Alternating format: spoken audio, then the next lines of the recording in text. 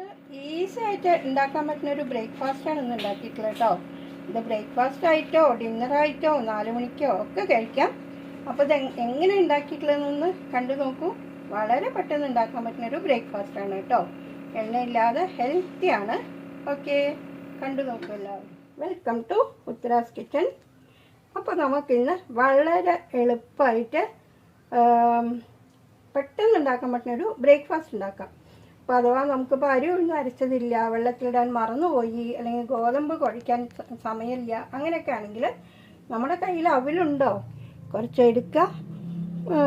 ഞാനിപ്പോൾ ഇതിവിടെ കഴുകിയിട്ട് കുതിർത്തി വെച്ചാണ് കേട്ടോ. ഇത് വേണമെങ്കിൽ നമുക്ക് പൊടിച്ചിട്ടും ഉണ്ടാക്കാം. ഞാൻ കഴുകേണ്ടതുകൊണ്ട് മാത്രം ഇങ്ങനെ കഴുകി കുതിർത്തിയതാണ്.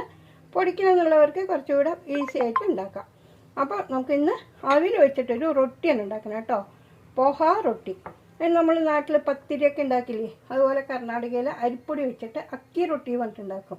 അപ്പോൾ ആ അക്കി റൊട്ടിക്ക് പകരം, അരിപ്പൊടിക്ക് പകരം നമ്മൾ അവിൽ വെച്ചിട്ട്, അപ്പോൾ അതിന് കുറച്ച് നമ്മൾ വെറുതെ ഇത് വെച്ച് ഉണ്ടാക്കുകയാണെങ്കിൽ നമുക്ക് എന്തെങ്കിലും കറി വേണം, സൈഡ് ഡിഷ്. അപ്പോൾ നമ്മൾ ഈ ഉള്ളി, പച്ചമുളക്, കറിവേപ്പില, മല്ലിയില, നാളികേരം എല്ലാം ചേർത്തിട്ടാണ് ഉണ്ടാക്കുന്നത്. അതുകൊണ്ട് നമുക്ക് സൈഡ് ഡിഷ് ഇല്ലെങ്കിലും വെറുതെയും കഴിക്കാം, സൈഡ് ഡിഷോടുകൂടിയും കഴിക്കാം. അപ്പം ഞാൻ ഈ കുതിർത്തിയ അവിലേക്ക് കുറച്ച് ഉപ്പുപൊടിയും ചേർത്ത് മസാലയൊക്കെ ചേർത്ത് നമുക്കൊന്ന് കുഴച്ചെടുക്കാം. കുഴച്ചെടുത്തിട്ട് നമുക്കത് റൊട്ടി ഉണ്ടാക്കിയെടുക്കാം കേട്ടോ. അപ്പം ഞാൻ ഇതിലേക്ക് ആവശ്യത്തിന് ഉപ്പ് ചേർത്തിട്ട് ഇതിലുള്ള വെള്ളമെല്ലാം മാറ്റിയിട്ടോ. വെള്ളം മാറ്റിയിട്ട് നന്നായിട്ടൊന്നിങ്ങനെ മാഷ് ചെയ്തിട്ടുണ്ട്. നമുക്ക് അതായത് പരത്താൻ എളുപ്പത്തിൽ പരത്താൻ കിട്ടണം. ആ വിധത്തിൽ നമ്മളിതിനെ ഒന്ന് കുഴച്ചെടുക്കണം. എന്നിട്ട് നമുക്ക് ഈ മസാലകളെല്ലാം ഇതിലേക്ക് ചേർക്കാം. അപ്പോൾ നമുക്ക് ഇതിലേക്ക് നാളികേരം, ഉള്ളി, പച്ചമുളക്, കറിവേപ്പില, മല്ലിയില എല്ലാം ചേർക്കാം. ഇതൊക്കെ ചേർത്ത് ഉണ്ടാക്കിയാലുണ്ടല്ലോ നല്ലൊരു ഫ്ലേവറാണ്, നല്ല ടേസ്റ്റാണ് കേട്ടോ. അപ്പോൾ എപ്പോഴും ഇങ്ങനെയൊക്കെ ചേർത്ത് ഉണ്ടാക്കുകയാണ് ഏറ്റവും നല്ലത്.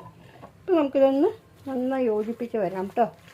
എന്നിട്ട് നല്ല കട്ടിക്ക് പരത്താൻ പറ്റുന്ന വിധത്തിൽ ആക്കിയെടുക്കാം. ലേശം എണ്ണയാക്കിയിട്ട് ഒന്ന് പാകത്തിലൊന്നിങ്ങനെ ഒതുക്കിയെടുക്കാം കേട്ടോ. എന്നിട്ട് ഒരു നാരങ്ങയുടെ അത്രയും വലിപ്പമുള്ള ചെറിയ ചെറിയ ഉരുളകളാക്കിയിട്ട് നമുക്കിതിനെ പരത്തിയെടുക്കാം.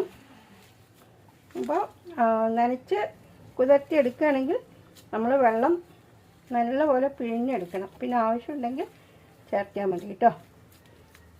അപ്പോൾ നമുക്കിനി ഇതിനെ പരത്തി തുടങ്ങാം. ഈ അവിൽ മിക്സ് ഇതെങ്ങനെ ഉരുട്ടി ഓരോ ബോൾസ് ആക്കാം. എല്ലാം ബോൾസാക്കി വെച്ച ശേഷം നമുക്ക് പരത്തി റൊട്ടി ഉണ്ടാക്കി എടുക്കാം. മിക്സ് എല്ലാം ഇതാ ബോൾസ് ആക്കിയിട്ടുണ്ട്.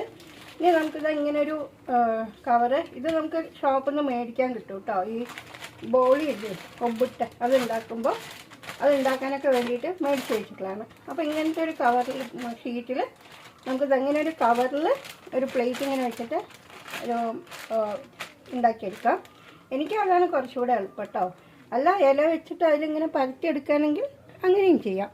അതല്ലെങ്കിൽ ഇതെങ്ങനത്തെ ഷീറ്റൊന്നും ഇല്ലെങ്കിൽ നമ്മൾ എണ്ണ മേടിക്കുമ്പോഴോ അല്ലെങ്കിൽ എന്തെങ്കിലും മേടിക്കുമ്പോൾ കിട്ടുന്ന കവറില്ലേ, ഇത് കട്ട് ചെയ്ത് ഒരു ഷീറ്റാക്കിയിട്ട് അത് വെച്ചിട്ടും പരത്താം കേട്ടോ. അപ്പോൾ നമുക്ക് ഈ ബോൾസിന് ഒന്ന് കുറച്ച് എണ്ണയിലിങ്ങനെ മുക്കാം.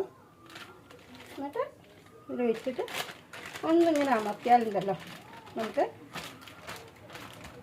നന്നായിട്ട് കയ്യിലൊന്നും ആവാതെ പരത്തി കിട്ടും. നമുക്ക് എത്ര വലിപ്പം വേണ്ടത് അതിനനുസരിച്ച് നമ്മുടെ ബോളിൻ്റെ വലിപ്പം കൂട്ടും കുറയ്ക്കുകയും ചെയ്യാം. തിന്നായിട്ട് വേണമെങ്കിൽ കുറച്ച് അധികം പ്രസ് ചെയ്യാം. അധികം കട്ടിയില വേണ്ടത് അധികം പ്രസ് ചെയ്യണ്ട. അപ്പോൾ നമുക്കിതുപോലെ എല്ലാം ഉണ്ടാക്കിയെടുക്കാം.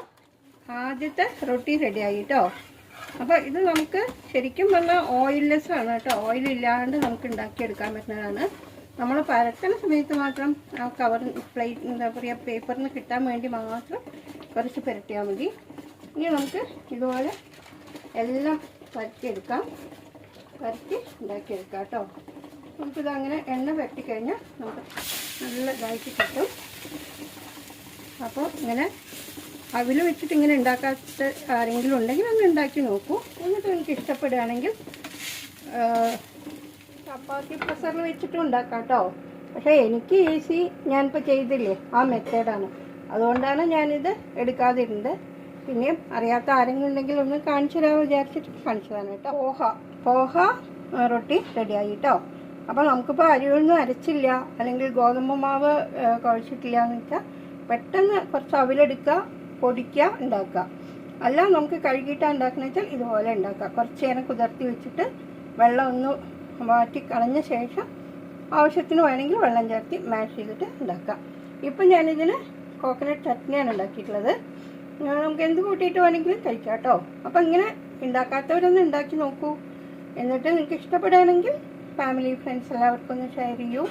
ആദ്യമായിട്ട് കാണുന്ന കൂട്ടുകാരാണെങ്കിൽ, സബ്സ്ക്രൈബ് ചെയ്യാതെ കാണുന്ന കൂട്ടുകാരാണെങ്കിൽ ഒന്ന് സബ്സ്ക്രൈബ് ചെയ്ത് ഒപ്പമുള്ള ആ ബെല്ലൈക്കണും ഓളും ഒന്ന് എനേബിൾ ചെയ്യണം കേട്ടോ. പിന്നെ നമുക്കിനി അടുത്ത് നല്ലൊരു വീഡിയോ ആയിട്ട് വരാം. വീഡിയോ കണ്ട എല്ലാ കൂട്ടുകാർക്കും താങ്ക്സ് ഫോർ വാച്ചിങ്. ബൈ.